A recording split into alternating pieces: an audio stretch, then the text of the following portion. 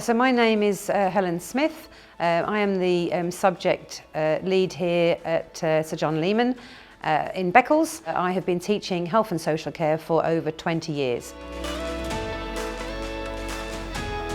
I enjoy teaching Cambridge National in health and social care because of the variety and topics that is on offer. The students really enjoy it. OCR is very good at keeping that content relevant, and it works really well for students that want to get into the care sector. My students enjoy the most the variety of topic content. They find it so relevant because I try to make sure when I'm teaching it that I can put it into the real world, so they can fully understand the environment they could get into by taking this vocational course. The course is straightforward to deliver because you just have a set pattern to follow when it comes to units, and there's a real mixture of exam content and NEA, and the students really like that balance. My top tips for delivering the course would be to make sure that you are well organised, that you know out of the units which ones you are going to cover. I would definitely say use all of the support that is on offer. The Teach Cambridge website is fantastic. OCR offers a great deal of free webinars, so get yourself involved in those. They have Ask the Moderator, their courses on setting yourself up for the first teach, so if you're nervous or worried about what lies ahead.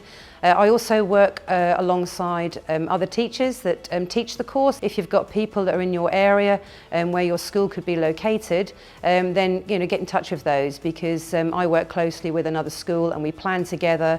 We look at our work together, what our students are producing, and that's a really helpful, reflective way of sharing good practice. It's really quite good that you chunk the content as you're working your way through it. You have to make sure that you're teaching it all and not just teaching toward the NEA, and then within that make sure there's some small assessments that help their understanding of that.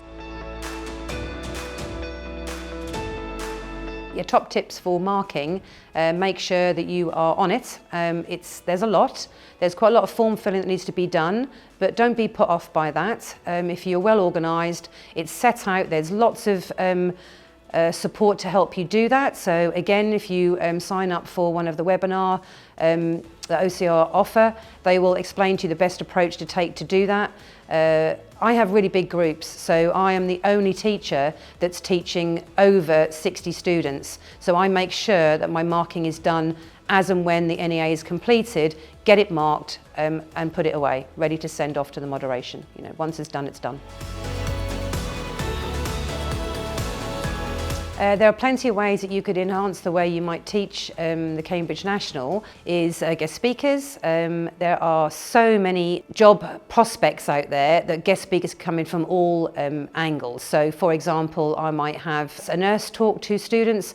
Because now we can live in the world of Teams and Zoom, it doesn't always mean you have to get somebody that can come in locally to do that. Somebody that can come in from our local hospital, she does come in and she talks to the students about job prospects. She's one of the people that actually sign off or look at interviewing, so she gives great interview tips for students when they're thinking about that. Our local hospital does a healthcare ambassador program, and students in all year groups now can be involved in that, from years 10, 11 right the way through into sixth form, and that's something they take off their own back, so that again gives that student a chance to feel a little bit of independence from the knowledge they've learned to go and put it into the real world. So that again is a career sort of involvement where the students would give up their time after school, and then they'll get a full visit into the hospital to see how that would work, which is great for their future. When teaching the content of health and social care, it really does allow you to do many different teaching approaches. So it's really good to connect as much as you can with other curriculum subjects in school. That works really well, so I can make links with psychology, sociology, food. I also make sure the teaching practice is quite fun actually. There's some great topic areas in there that you can have a real play around with. There are lots of game playing that we can do. You can have people come into school. I try and get visits out of school as well. That makes it more exciting for students. They really like that. If we can arrange a visit to go to a local university, we have some great connections with the UEA here in my area, and Suffolk University offer a great taster day that we also link up with. I also try to engage students by not just thinking all academic route. So again, it's a subject that lends itself well to apprenticeship. So we'll have the local apprenticeship scheme come in and talk to the students so they can look at choices they might make a little bit further on. And I also get the local college to come, even though we have a sixth form here, so they can also have informed options on a way forward. So I chose RO35, which is a health promotion unit. I chose that not only because the students wanted to do it actually, it really does make the students think hard about how health promotion affects everybody within health and social care and outside of that. So for example, this year our Year 11 students have looked at alcohol consumption and physical activity, and they have a range there to choose from to do their health promotion campaigns, which they are about to do as a health promotion fair in our school, which means that all other students in our school will get a chance to come and have a look. That's great for the subject, but also great for them to have that way of presenting a project they've spent so hard to put together. For me, the benefits are the support networks. Initially, there is a model scheme of learning that's been set up for all units. That's a really good model to start with, to then decide how you feel your centre would be best placed to teach the remaining. So that's quite good for a teacher, that you don't have to follow a specific way of doing it. So if I wanted to do RO35 first, then I can do RO35 first. Because the NEAs are yearly now, I'm able to decide, do I want to do that particular unit now with this cohort? I might do that this year, I might change it again next year. So I like that flexibility of can change those units around. Some other great support options are ExamBuilder, which OCR has for this subject. It's going to be developing over time because the course is still new, but there's plenty of stuff on there that's usable. So I use that a great deal, even in the coursework NEA elements, where I'll try and pose a question to get the students used to what could be coming for their exam at the end of it. We'll make a question to link in, because all of the topics interlink in some format, and gives them a good practice. Plus I can find exam questions on there at levels that suit the students that I have, so it's a good way to lead them into the exam content. Another great platform that OCR offer is the Teach Cambridge website, where there are moderators' reports, principal examiner writes up at the end of every exam. They are so helpful to read through, to help you think and reflect upon what you might want to do next time round, or any changes that you might want to make to your course, how you're teaching your course. They also have on there exemplar material that you could look over, student now exemplar material. That's very helpful. You have to make sure you're signed up for that, so make sure your school gets you signed on to Teach Cambridge, because that is the platform where you're going to find the NEAs when they're released every year. So to make sure that you are marking and delivering the NEA assessment correctly, there is an informative course that you can do that helps you through that as well, the Essential NEA course, which is available on the Teach Cambridge website. I have also used the platform, Teach Cambridge platform, to look at CPD events, and there are a lot on offer.